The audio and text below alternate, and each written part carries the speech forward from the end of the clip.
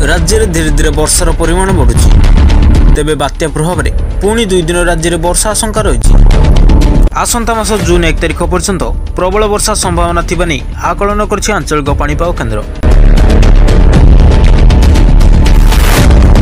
जदि आपण माने हमर भिडियोटी को नुआ कर देखुछंती भिडियोटी को लाइक कर दे चैनल टी को सब्सक्राइब कर देबे जहा फल हमर समस्त लेटेस्ट खबर आपण माने सर्वप्रथम देखि परिबे। पश्चिम केन्द्रीय बंगोपसागर में लघुचाप सृष्टि होइछि। एहा प्रभाव में आसंता जून 1 तारिख पर्यंत प्रबल वर्षा संभावना रही। पाणीपाग विभाग एने ऑरेंज वार्निंग जारी करछि। आंचलिक पाणीपाग विज्ञान केन्द्र निर्देशिका मनोरमा महांती कहते कि आगामी 5 दिन जाए ओडिशा रे अनेक जगह वर्षा लगी रहिबो। तेणु आगामी 3 दिन पर्यंत मत्स्यजीवी मानक सतर्क सूचना दिया जाइछि।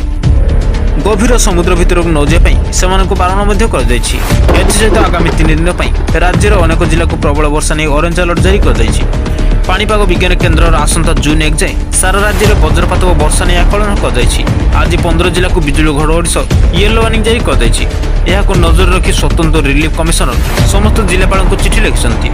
पाणीपाग विभाग पक्षर कहुए सारा राज्य में जारी रही वर्षा। आज सकाल सकाल पारादीप में अधिक वर्षा रेकर्ड होती पूरा पाग अनुकूल रही।